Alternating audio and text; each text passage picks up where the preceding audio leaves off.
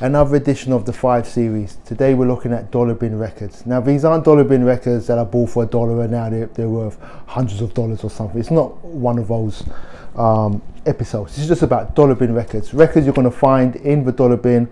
I'm not sure where you live, but where I live in New York City, you find these records in the dollar bin a lot, and they're great records and worthy of looking into. Sergio Mendes. I grabbed the greatest hits, but you can grab any Sergio Mendes record. It's definitely worth your while. He is an icon, he is a pioneer, and he is a cornerstone of Brazilian music. It's on the popular side, so he doesn't get the cool kudos because it's not psych or deep bossa or samba, but it's great music, and he's a consistent artist, and he's a legend. This is kind of off the beaten track, but I see it in the dollar bins all the time. It's Arthur Pryzok.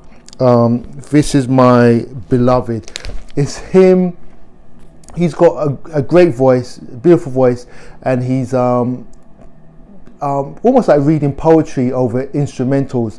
It's a homage to this woman that he loves, right? The way I just described it makes it sound a bit whimsical, but it's really great. And it's filled with, if you're a DJ producer, it's filled with lots of great breaks and samples for you to use too. It's really a beautiful record, and it's a one of a kind record. I see it in the dollar bins all the time. Next up, Haircut 100. Bit self-indulgent. I love this record. It's a great pop record.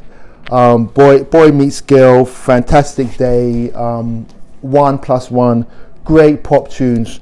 Great album, and it puts you in a good zone. Great summer record. Haircut 100, an 80s classic. I love this record, always in the dollar bins. Gato Barbieri gets a bad rap, seen as a little bit cheesy, but his records are actually pretty good because he sold a lot of records.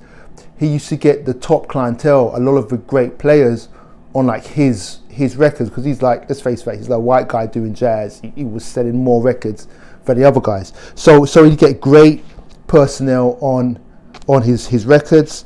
I don't buy all his records, but this particular record is a good record. It's a Latin influence record, and it's filled with great tunes, and his horn playing is pretty decent. Not my favorite, but it's pretty decent, and his records are worth buying for $1, believe me. Great musicianship on there. And A Man and a Woman, always in the dollar bins, always. I bought multiple copies of this to give to friends.